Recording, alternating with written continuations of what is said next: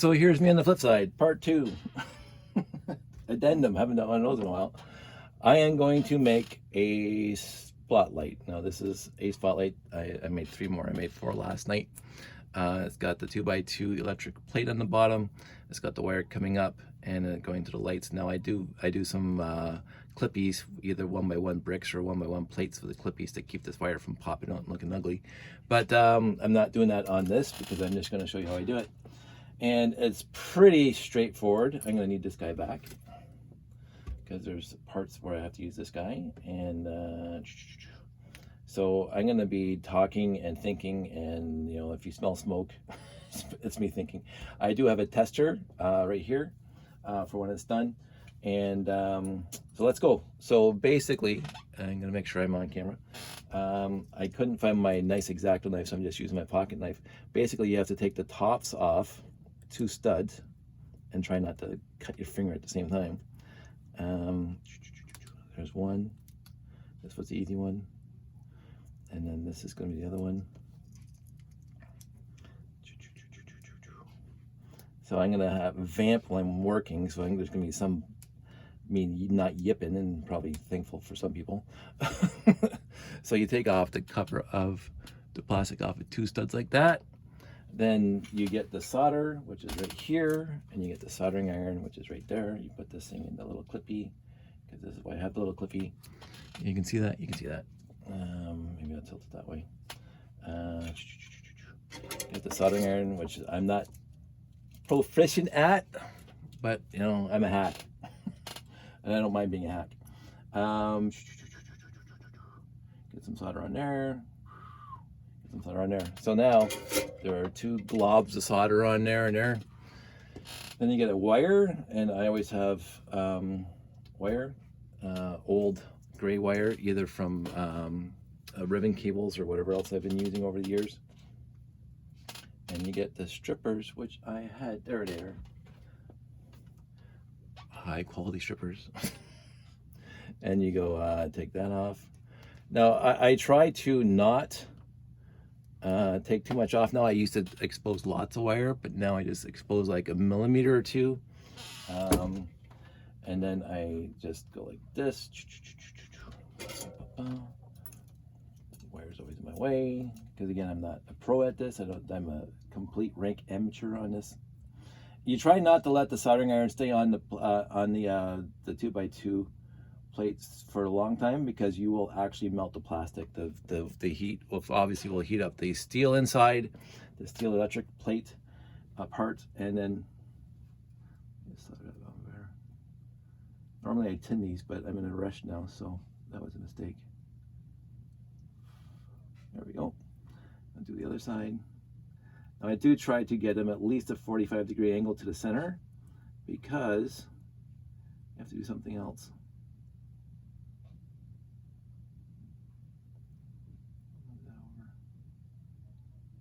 There we go. Oh, not even in there. You should always tin the wire first, because then it sticks to the solder better. There we go. So that is in there. And here's the issue. Of course, you have this guy.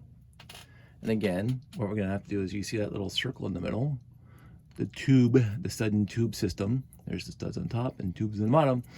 The wire has to come up through there, because you might see there's a hollow in the middle, the axle hole in the middle. So this is why I wish I had my X-Acto knife, because I'm just using this pocket knife and it's not nearly as good. You cut the tube at the 45-degree angle mark. You do the other side. Now what I do is I do it on what I classify as the back of the support beam. And you just cut it down a little bit. Again, without cutting yourself. If you cut yourself, don't blame me. I am not going to be responsible for your medical bills. I'm Canadian, so I don't have to worry about it too much. If I cut my hand open, I just go to the hospital, pay for parking, and then get stitches and then come home. I had a friend from New Jersey who married himself a fine Canadian girl, but the reason why they moved to Canada, because they were debating, because she's Canadian and he wasn't, the reason why they did eventually move to Canada is because he was doing some work around the house and he accidentally cut himself I don't know where or how, but he required 5 stitches, and his bill for 5 stitches was $5,000. Now again, the Americans talk about insurance and everything else, but no, thank you. 5 grand. I had my gallbladder out. I was in the hospital for the weekend, and it cost me zero. I didn't have to pay for parking because Sandy dropped me off. so, and she picked me up. I didn't even have to pay for parking that time. I paid $0. I had my gallbladder out. Anyway, so you verify that this plate can actually stick down like that, which is awesome, which it does. And you pull it off again, and then you get this wonderful stinky stuff. And I wish I had some better airflow down here, I'll tell you. Again, since I'm not doing lots of it, I'm not inhaling too much. Now, you should use a better thing than I do. I use my little mini screwdriver here, and then you just kind of goop it inside along the edges of the 2x2 area here. Get a little bit more. And sometimes I would, if I'm doing some other glue ups, I actually put it on the bottom part. But here it's just enough. It just has to hold it. And then I put this back on. Put that over there so I don't spill anything. And I push this back in. And then you just hold it for a couple seconds. Make sure it's all on there. Now, you should basically wire the whole thing up and test it first. Make sure the lights come on. But this is such a solid connection inside here. You can even see the solder at the bottom. That I don't worry about this wire in testing. So now we put that aside, and then we get 2 of these lights that I created. I take them off their holding. So basically, I make these lights big for a reason, with a 2x2 round brick for a reason, because I found originally if you use life lights or whatever other lights you want to use, I'm gonna make sure these life lights works first of all before I waste any more time. That one works, and this one works good. This is why I especially love the older versions of Rob Hendrick's life lights, because they as far as I'm concerned, as far as my testing is, call it testing, me just playing around, these things can take a lot more abuse than the new ones. The new ones you put in place and you forget about them because they'll work the first time. But if you start moving them around, I find that overall, I mean, the majority of them will still work. But I found that some of them, like you saw how hard it was for me to remove them from here, and yet they still work. So, and then I put this back together, and I push it through the hole like that. So it just kind of sits a little proud of the dish, because this actually is a kind of a parabola, whatever how you want to pronounce it, parabola, and the light does go that way, which is kind of neat. So that one's there, and then we'll go back to this one. We'll put this one in here so it goes to the axle hole. And again, so there's no modifications here at all. We're basically done modifying brick. Now we've modified the electric plate, and we modified the bottom of the support. Those are the only 2 modifications you have to do this. The rest of it is just brick built. So now I got these 2 things, and they're sticking out. The wires are sticking out the back. And as I said, the reason why I do that is because I don't like using that expression, but is because you see this is where he has his heat shrink tubing and the lights. I don't want that thing to bend. So inside the 2x2 brick, it stays stationary, because that's where it is going to break. So and then you put the whole thing together like that, and you can see now you bring the wires down, and I bring them about to there, to the bottom here, and then I get my snips. Here's my snips, my handy dandy scissors, my handy dandy wire snips, and I just cut them. Boop, that's it. So now they're cut to length, shall we say. And then I take them off again to cut the length. I don't have to leave them on there, because now I'm going to separate them. Again, I use my handy dandy snips, and they are LED, so they have to be. They are. There's a word for it. I can't remember it now. They have to be plus to plus and minus to minus, or else it's not going to work. You can't put the electricity the other way, so you have to make sure the wiring. But I'll show you that in a second. This is me splitting the wires a little bit so I can do some soldering. And these ones I will tin. And again, I take the insulation off about 1 millimeter or 2 for you guys in the States. Like as a 1/16 of an inch or less than 1/8 of an inch. And I put these in here, and I need to do this better because I need to see them. And then I tin them. And so let's get everything else out of the way so nothing else is like in our view here, because this is the fun part. This is where I burn myself with the soldering iron. So again, I should probably this soldering iron that I had when I was a kid, so it's probably like 100 billion years old. So there we go. That one's tinned, and then we go to this one. This one is now tinned. There we go. Put that back in there. Take this out, go to the next one, tin him. Now, these are like, you can do this semi-professionally by knowing positive and negative on the wires. I don't bother with that much. I just do it this way, and I'll show you in a sec. So I put these things back on here. Just so I can see where this wire has to be cut. So these come down here, this comes up to there, so the wire gets to be cut right there. And again, I should actually measure these so I can just mass produce them, but I just, since I'm doing like just this, probably this will be my last one. I think I already have 1 spare, so this will be 2 spares. Now I do separate these wires a little longer at the bottom on this big wire, and I'll show you why in a sec. Come on, I don't have my scissors down here. I don't have my, I'll get my trusty knife. There we go. So I separate them down about 1 inch. There you go, separate 1 inch, and I'll show you why in a second. Again, we take just 1 millimeter or 1/16 of an inch off each one, and we'll tin these in a second. Okay, so put it in here. We'll tin away.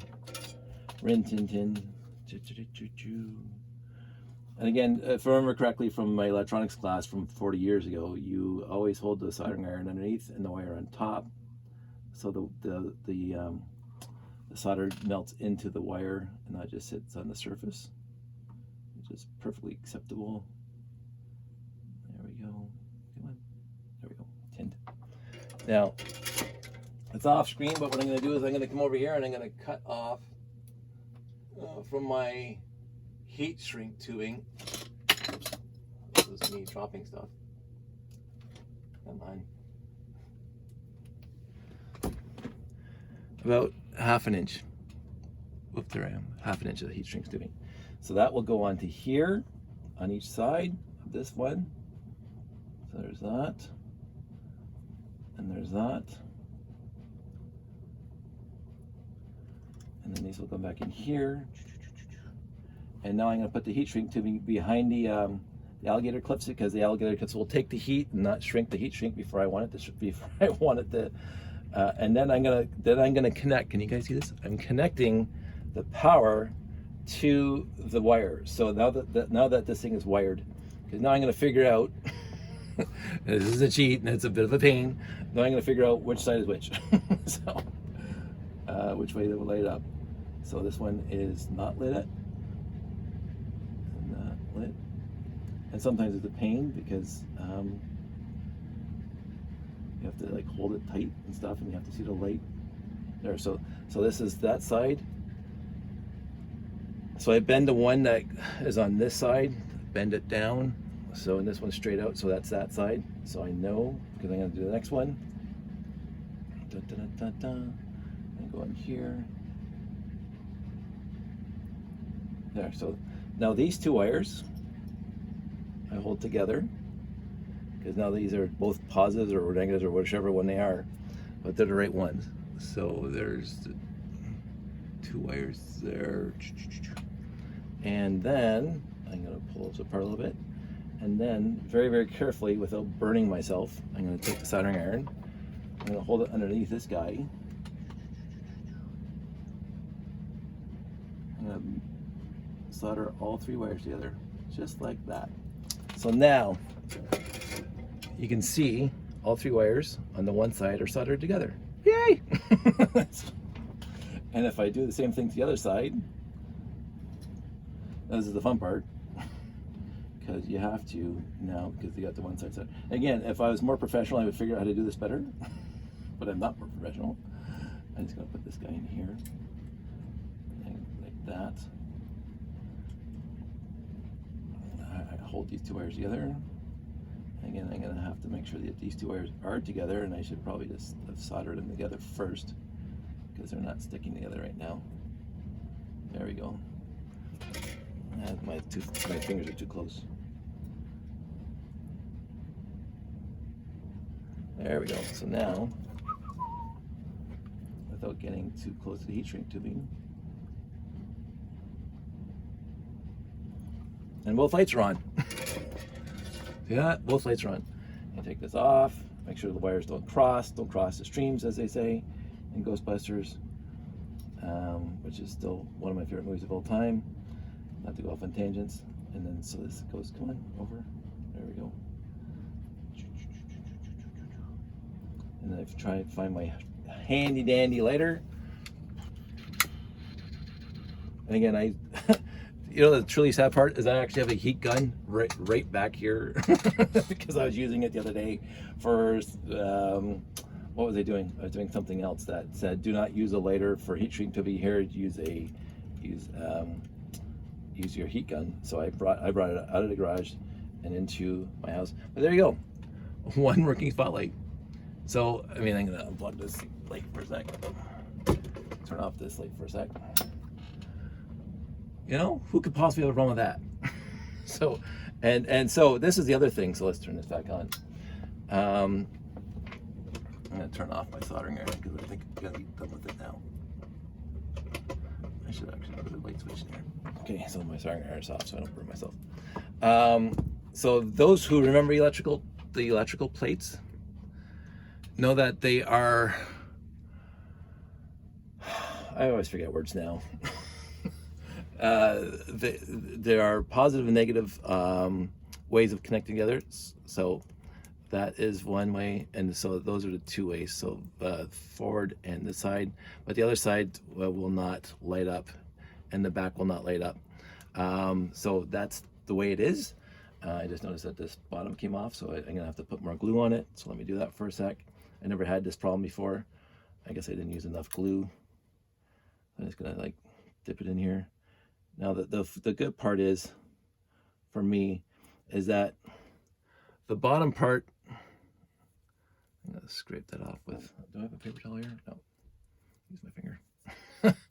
The bottom white is not seen in the layout because of course I put those slopes, those cheese slopes around the actual connectors that are on the layout. So I don't have to worry about how pretty it looks, but I do try to keep them pretty. So there is that. There we go. So 2 working spotlights, or well, one working standard light standard, but 2 spotlights. So now I've got 5. I'm gonna, since it's here, I'm gonna build 1 more, but I'm not gonna waste your time because I've already done this for 18 minutes. I find that these spotlights are awesome. They do what I want them to do. I do like the look of them. I do like the octagon. I really do. Now, I wanted, sorry, I should have done this. I wanted these octagons across the board, but I didn't have enough. So black, I have tons of black octagons, which is fine. So, and these things are completely adjustable, so they can turn swivel. And 360 degrees, you just have to turn the tower. And these things are completely adjustable. They go in or out and down or up. So I was happy with this design. It works for me. And as you saw in my last video, and hopefully you'll see in tomorrow's video, that this design really does light up the layout. Now, the other thing is that I noticed this because I have some older videos of the classic space layout all at and lights out, and you can barely see anything because there's not a lot of lights outside. Most of the lights are inside the towers and stuff. There should be a balance between how many lights, how many LEDs you put around the layout. There are some really nice train layouts where they used Rob Hendricks life lights for like street lights and stuff, and signage and stuff in the buildings, and that's good enough. Because I have the lights on the spotlights, because they have to shine down onto the ships, right? So here's one of my little maps. So I show you where I put the spotlights and where they're actually pointing. Because I want the ships lit up, because the LEDs that were in the actual landing pads didn't light up the top of the ship. They only lit up the bottom of the ship, so it looks black on top. And so originally I was putting 2 spotlights per landing pad. They're there, and they're there. But what I found was it was far too lit up then, because basically you got 4 spotlights shining on one landing pad, right? And so it looked far too bright, and I didn't want that either. So you can overlight things. I'm hoping we don't find tomorrow, because now that all these other spotlights are done, I'll have the whole thing with spotlights, because this one was missing the last show, that one was missing the last show, and this one was missing the last show. So these 3 were missing that I remember, and so therefore I made 5. So I should have 2 spares, but I did a hard count. But I'm thinking the spotlights that were missing are somewhere else in the box. So I'm gonna make 1 more just to be on the safe side, because I got 1, 2, 3, 4, 5, 6, 7, 8, 9, 10 spotlights here, and there's 2 here on top of this. So there's 12 or 11 spotlights altogether. I've counted to 6, and I have 5 here. Well, that's 11. So but then I would have to build another one for a spare, just in case one of those doesn't work. So that'll be 12 spotlights that I'll have for tomorrow. As I say, my tangent before I was going on this conversation, I believe you can overlight something. When Jeff, sorry for kicking, when Jeff was at Brick Fair, Alabama, he took some stupendous pictures of the lights out down there, and there was that one steampunk city that was gorgeously lit up, and you didn't see the lights overall, and that was a fantastic display from the pictures that I saw, and I was very impressed with that. My thing is that I can't hide the lights, because they're right on the landing pads, they're right on the spotlights, they're right on the building. So I'm not going to bother, because it's supposed to look like that. This is my inspiration here is Space 1999, is the Alpha 1 base outside, and the landing pads for the Eagles and stuff that had the lights on them, and the lighting, and you can see them. And even Space 1999, yeah, not Space 19, I just talked about that. 2001: A Space Odyssey, when they were on EMA, I can't remember now, when they're digging up the first monolith on the moon, and they had the lighting, and you could see the light standards. So I don't mind having light standards in my layout, and they're not too obvious, they're not too I don't think obsequious is the word, not too standoutish. And I kind of hid them in various areas here and here, where there's the stanchions, the supports that actually hold up the monorail track. So the light standards are right in front of the poles that hold up the monorail track.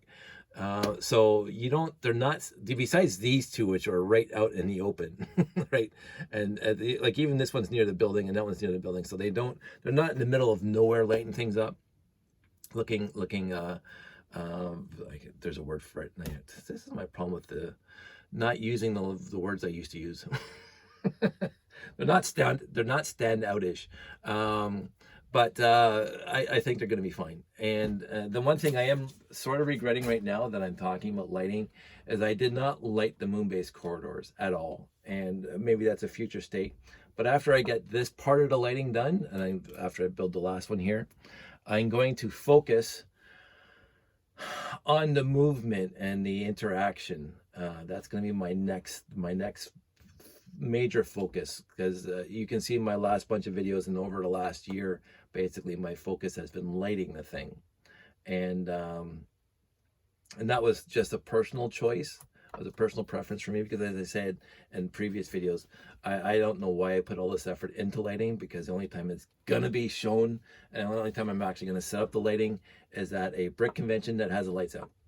So because when you do a regular show, a collector show, a hobby show, whatever, they never turn off the lights in the building. So nobody's gonna care about the lights because they're never gonna see them. I didn't even bother setting them up last time. As I said, I didn't even bother with the lights at the last show I did in Etobicoke, because why? You wouldn't see them. I also, speaking of lighting and ambiance, that's the word I'm going to use. One thing I want to do, and the only thing that's holding me back is I haven't found them yet. Home Depot or other stores like that used to have a handle-ish, not a handle, well, it's sort of a handle. It was a round circular handle that would fold out or fold in, I guess, for grabbing on the stuff or tying things like a rope harness for docks and stuff. I remember seeing them. It was about a 2-inch diameter or 2.5-inch diameter handle that would fold into the steel chassis or steel holding thing. And I wanted to find at least 2, preferably 4 of those, and I haven't been able to find them since. To put on the back 2 boxes that are at the back of the layout, on the back of the layout and on the edge of the layout.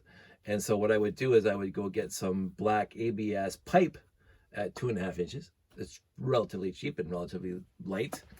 And I would bring two bars up to like this, basically, and then put a cross beam on top using either the elbows or a T, and hanging a black, because I got all the black here that Janie gave me years ago, hanging the black bed sheets over the back. So the layout, just like that picture, would have a black background, but only right behind the layout. So if you look from the sides, it will still be open. And then, because the PVC pipes are coming up like that, and maybe I leave the tops open, and I would have rebar or something angled, an L-shaped, hockey stick shaped, and so it would stick into the top of the pipe and then come out over the layout, and I could hang spaceships from that. So that should be a quick, absolutely quick addition and easy to set up. Like, it's 3-5 pieces of ABS and some sheets, black sheets that I already have, and I would just have to sew them so they could just fit onto the pipes. And then I could do that for a background, and also we could have words, marquees.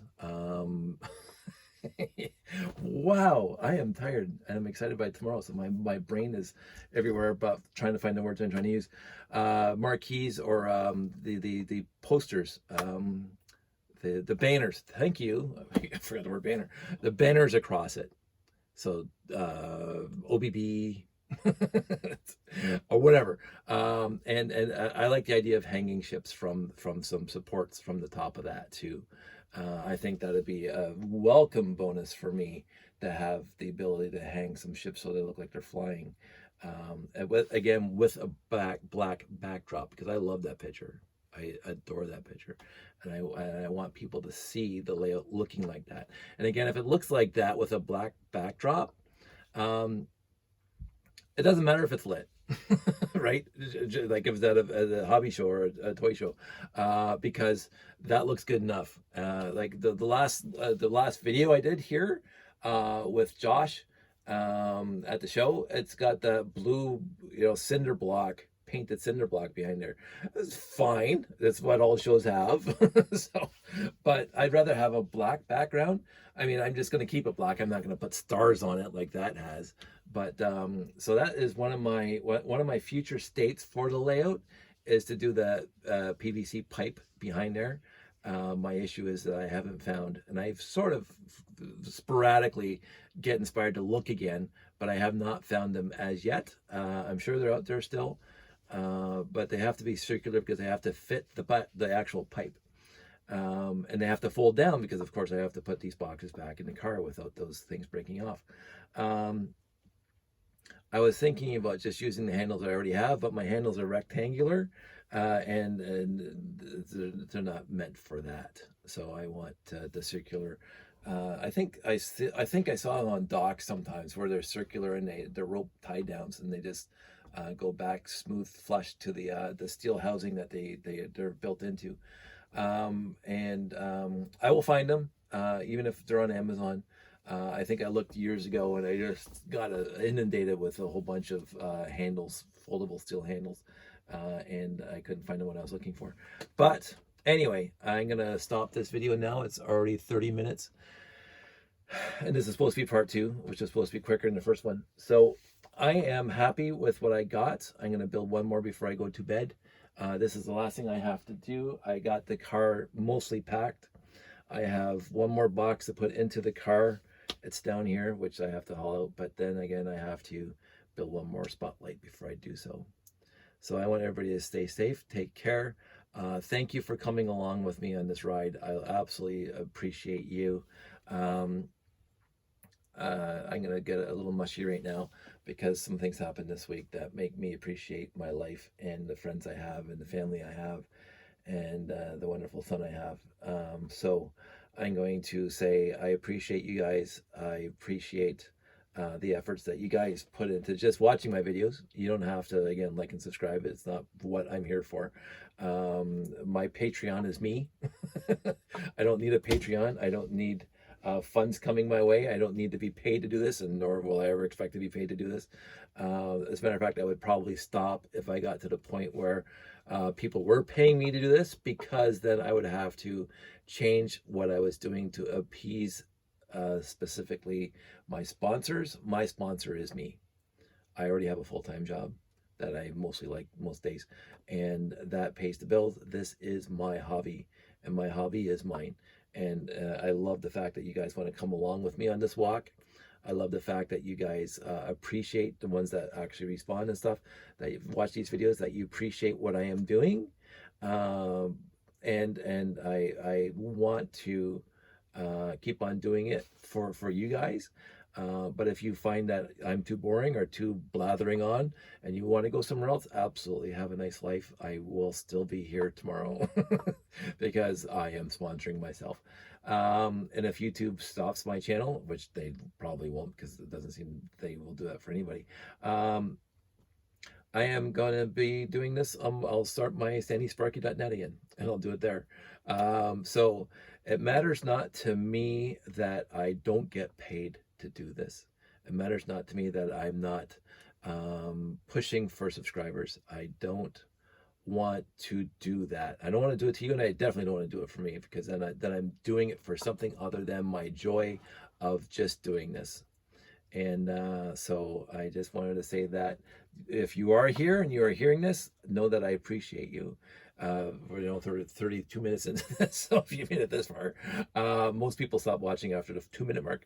I actually do look at the analytics. I do look at the stats just because it's fun. But I'm not, life or death or breathing, trying to, keep it going to keep more people, bring more people into my channel. No, that's if they show up, I'd love them to show up. If they don't show up, they want to do something else with their time on YouTube, absolutely have at it, because that's all I expect. I don't think I have anything else to talk about. I got my boxes mostly loaded with stuff, and I am going to get this done. So sorry about rambling on at the end here. It was supposed to be a quick part 2. I hope you liked it. If you want, again, this is what I always say, if you want any kind of clarity or something else to more details about something, anything I've ever done, just ask. If I want to do it, I'll let you know. And most things, actually almost everything that I've been asked, any questions that have come my way on my YouTube channel, I absolutely love to talk about and bring more detail to. So don't be shy. If you want to. Again, if you don't, be shy. It doesn't matter to me. I'm still going to be here tomorrow. So I don't know if I'm going to live stream this tomorrow. I am debating that right now. I don't know if my friend wants me to, or will be comfortable with me live streaming it. But if I can, I will. I will bring my phone and I'll bring my laptop. As I said, I don't have any more GoPros, which is sad right now. I know I have one working one. It's somewhere in the house. I don't know where it is. So, but I have one that finally died. And that's the one that didn't go through the wash, by the way, which I might do a video on all by itself. But the one GoPro that died that I have in a box here is the one that was not the one that went through the wash that one time.